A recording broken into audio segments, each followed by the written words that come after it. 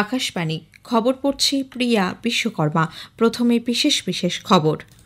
প্রধানমন্ত্রী নরেন্দ্র মোদী আজ ভুবনেশ্বরের জনতা ময়দানে উৎকর্ষ ওড়িশা মেক ইন ওড়িশা কনক্লেভের উদ্বোধন করবেন। উত্তরাখণ্ডের দেরাদুনের মহারানা প্রতাপ স্টেডিয়ামে আজ ৩৮তম জাতীয় গেমসের উদ্বোধন করবেন প্রধানমন্ত্রী। বিদেশমন্ত্রী ডক্টর এস জয়শঙ্কর আজ আবুধাবিতে রায়সিনা মিডল ইস্ট সম্মেলনের উদ্বোধনী অধিবেশনে বক্তব্য রাখবেন। ওমান সফররত কেন্দ্রীয় বাণিজ্য ও শিল্পমন্ত্রী পীয়ূষ গোয়েল আজ মাস্কাটে সেদেশের শিল্পমন্ত্রীর সঙ্গে একাদশ যৌথ কমিশনের বৈঠকে যোগ দেবেন। ভারত ও চীন চলতি বছর গ্রীষ্মে কৈলাস মানস সরোবর যাত্রা আবারও শুরু করার সিদ্ধান্ত নিয়েছে। দুদেশের বৈঠকে সরাসরি বিমান পরিষেবা চালুর বিষয়েও সম্মত হয়েছে উভয় পক্ষ।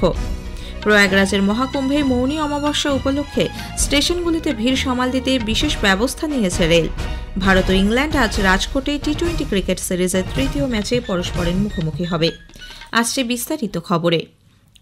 প্রধানমন্ত্রী নরেন্দ্র মোদী আজ ভুবনেশ্বরের জনতা ময়দানে উৎকর্ষ ওড়িশা মেক ইন ওড়িশা কনক্লেভের উদ্বোধন করবেন। এই নিয়ে শ্রী মোদী চলতি মাসে দ্বিতীয়বার ওড়িশা সফরে যাচ্ছেন। এর আগে গত 9 জানুয়ারি তিনি একই জায়গায় প্রবাসী ভারতীয় দিবসের সূচনা করেন। উল্লেখ্য, এই উৎকর্ষ ওড়িশা ওই রাজ্য সরকার আয়োজিত একটি আন্তর্জাতিক বিনিয়োগ সম্মেলন। এর লক্ষ্য হল ওড়িশাকে পূর্বোদয় ভিশনের অন্যতম প্রধান কেন্দ্রবিন্দু এবং বিনিয়োগের গন্তব্যস্থল হিসেবে গড়ে তোলা। ওড়িশার মুখ্যমন্ত্রী মোহন চরণ মাঝি, কেন্দ্রীয় মন্ত্রী জুয়েল ওরাও, ধর্মেন্দ্র প্রধান এবং অশ্বিনী বৈষ্ণব সম্মেলনে যোগ দেবেন। আকাশবাণীর সংবাদদাতা জানাচ্ছেন, দুদিনের এই সম্মেলনের পর 5 লক্ষ কোটি টাকার বিনিয়োগ আকর্ষণ এবং 3.5 লক্ষ কর্মসংস্থানের সুযোগ সৃষ্টি হবে বলে আশা করা হচ্ছে।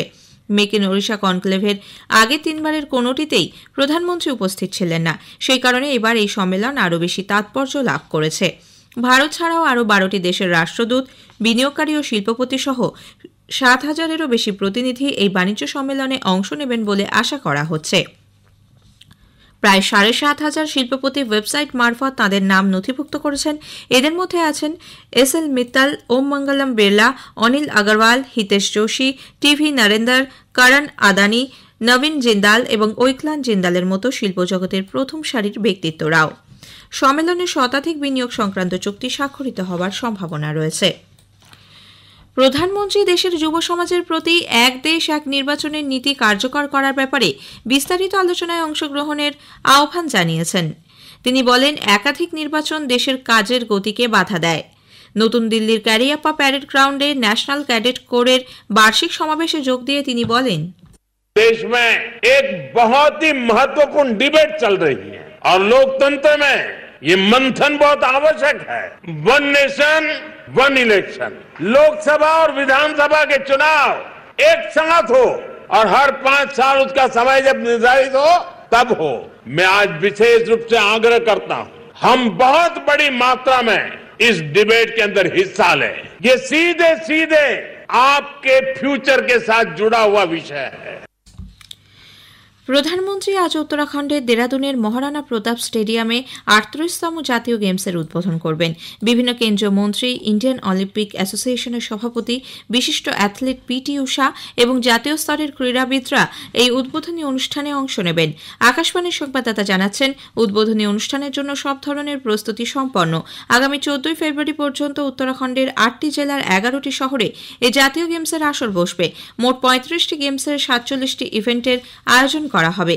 এদিকে আনুষ্ঠানিক উদ্বোধনের আগে উধম সিং নগরে গোয়ালপাড়ে এক ট্রায়াথলন প্রতিযোগিতার আয়োজন করা হয়। এতে মণিপুর, মহারাষ্ট্র পদক জিতেছে।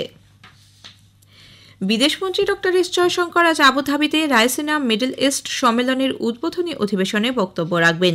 3 দিনের সংযুক্ত আরব আমিরশাহী সফরে আবুধাবিতে পৌঁছেই তিনি সেখানে ভারতীয় দূতাবাস আয়োজিত 76তম সাধারণতন্ত্র দিবস উদযাপনে যোগ দেন।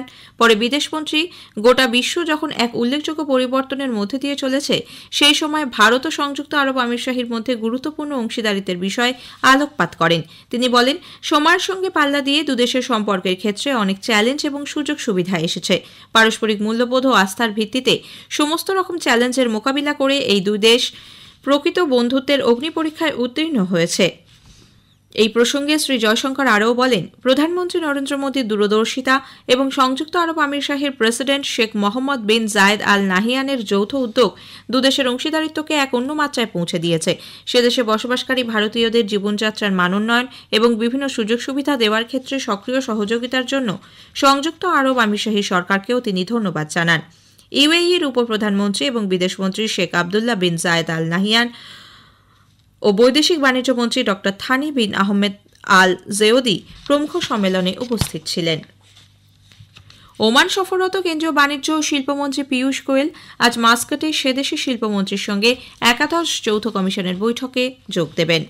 উপসাগরীয় সহযোগিতা পরিষদের গুরুত্বপূর্ণ অংশীদার ওমানের সঙ্গে বাণিজ্য ও বিনিয়োগের সম্পর্ক বৃদ্ধির ক্ষেত্রে এই সফর গুরুত্বপূর্ণ।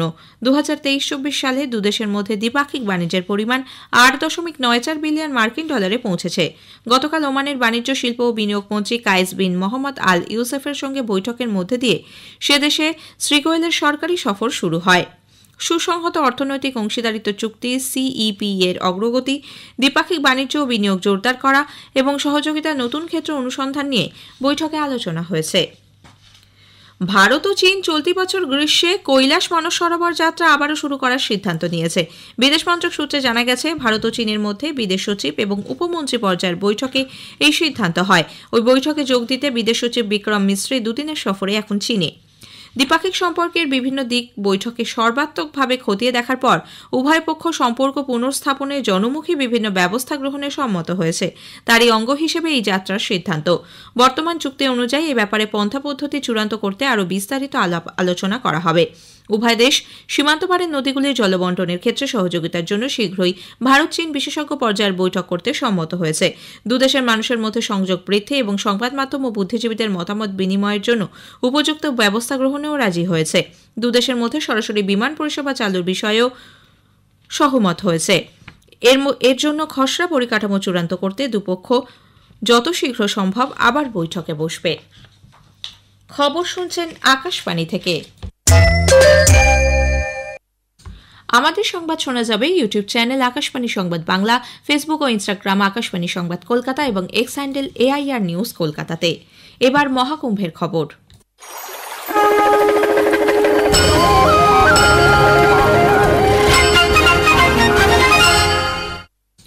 প্রয়াগরাজের মহাকুম্ভে মৌনী অমাবস্যা উপলক্ষে স্টেশনগুলিতে ভিড় সামাল দিতে রেল সার্বিক ব্যবস্থা গ্রহণ করেছে। আমাদের সংবাদদাতা জানিয়েছেন, প্রয়াগরাজ রেল বিভাগ প্রয়াগরাজ জাংশন, নৈনী, ছেউকি এবং সুবেদারগঞ্জ সহ সমস্ত শহরের স্টেশনগুলিতে যাত্রীদের প্রবেশ এবং প্রস্থানের জন্য একটি অনন্য পরিকল্পনা করেছে। 25শে জানুয়ারি থেকে প্রতিদিন প্রায় 1 কোটি যাত্রী মহাকুম্ভের উদ্দেশ্যে আসছেন। মৌনী অমাবস্যায় এত বিপুল সংখ্যক ভক্তদের সুরক্ষা এবং মসৃণ চলাচল নিশ্চিত করার জন্য প্রয়াগরাজ জাংশনে যাত্রীদের প্রবেশের অনুমতি দেওয়া হবে কেবল 1 নম্বর প্ল্যাটফর্ম থেকে এবং 6 নম্বর প্ল্যাটফর্ম থেকে প্রস্থানের অনুমতি দেওয়া হবে। আগামীকাল মৌনী অমাবস্যা উপলক্ষে প্রয়াগরাজের মহাকুম্ভে পুণ্যার্থীদের সুবিধার্থে স্বাস্থ্য পরিষেবা ব্যবস্থার দিকে বিশেষ নজর দেওয়া হচ্ছে। প্যারেড গ্রাউন্ডের কেন্দ্রীয় হাসপাতাল যেকোনো জরুরি অবস্থার মোকাবিলায় সম্পূর্ণরূপে প্রস্তুত। 100 শয্যা বিশিষ্ট এই হাসপাতালে মৌনী অমাবস্যার ভিড়ের কথা মাথায় রেখে চিকিৎসক ও অ্যাম্বুলেন্সের সংখ্যা বাড়ানো হয়েছে।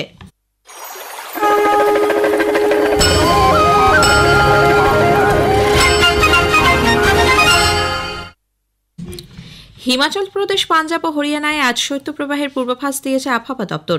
উত্তরপ্রদেশ, উত্তরাখণ্ড, পাঞ্জাব, হরিয়ানা, চণ্ডীগড়, দিল্লি, ওড়িশা, বিহার, গাঙ্গেয় পশ্চিমবঙ্গে আগামী 2-3 দিন রাত ও সকালের দিকে ঘন কুয়াশা থাকবে। আগামী 24 ঘণ্টায় দেশের অধিকাংশ জায়গায় সর্বনিম্ন তাপমাত্রার উল্লেখযোগ্য কোনো পরিবর্তনের সম্ভাবনা নেই বলে জানিয়েছে মৌসুম বিভাগ। 48তম আন্তর্জাতিক কলকাতা বইমেলা আজ শুরু হচ্ছে। পশ্চিমবঙ্গের মুখ্যমন্ত্রী মমতা ব্যানার্জি বিকেলে সল্টলেকের বইমেলা প্রাঙ্গণে এর উদ্বোধন করবেন। মেলা চলবে ফেব্রুয়ারির 9 তারিখ পর্যন্ত। দিল্লির বুরারি এলাকায় 4তলা ভবন ভেঙে পড়ার ঘটনায় এখনও পর্যন্ত 10 জনকে উদ্ধার করা হয়েছে। গত সন্ধ্যায় ওই ভবন ধসে পড়ার পর দমকলের 15টি ইঞ্জিন ঘটনাস্থলে পৌঁছয়। উত্তর দিল্লির ডিসিপি রাজা বান্থিয়া সাংবাদিকদের জানিয়েছেন, ধ্বংসস্তূপের নিচে এখনও 12 থেকে 15 জন আটকে রয়েছেন বলে আশঙ্কা করা হচ্ছে। পুলিশ, দমকল, দিল্লি বিপর্যয় ব্যবস্থাপনা কর্তৃপক্ষ এবং NDRF উদ্ধার অভিযান চালাচ্ছে। পাঞ্জাব কেশরী লালা লাজপত রায়ের 160তম জন্মবার্ষিকীতে দেশবাসী তাঁকে স্মরণ করছে। স্বাধীনতা সংগ্রামী ও স্বদেশী আন্দোলনের অন্যতম কাণ্ডারি লালা লাজপত রায় 1865 সালে আজকের দিনে তৎকালীন পাঞ্জাব প্রদেশের ফরিদকোট জেলার ধুরিকেতে জন্মগ্রহণ করেন। ভারত ও ইংল্যান্ড আজ টি-20 ক্রিকেট সিরিজের তৃতীয় ম্যাচে পরস্পরের মুখোমুখি হবে। রাজকোটের সৌরাষ্ট্র ক্রিকেট অ্যাসোসিয়েশন স্টেডিয়ামে খেলা শুরু হবে সন্ধ্যে 7টায়। শেষ করার আগে খবরের বিশেষ কিছু অংশ আরও একবার। প্রধানমন্ত্রী নরেন্দ্র মোদী আজ ভুবনেশ্বরের জনতা ময়দানে উৎকর্ষ ওড়িশা মেক ইন ওড়িশা কনক্লেভের উদ্বোধন করবেন। উত্তরাখণ্ডের দেরাদুনের মহারানা প্রতাপ স্টেডিয়ামে আজ 38তম জাতীয় গেমসের উদ্বোধন করবেন প্রধানমন্ত্রী। খবর শেষ হলো, এরপর স্থানীয় সংবাদ।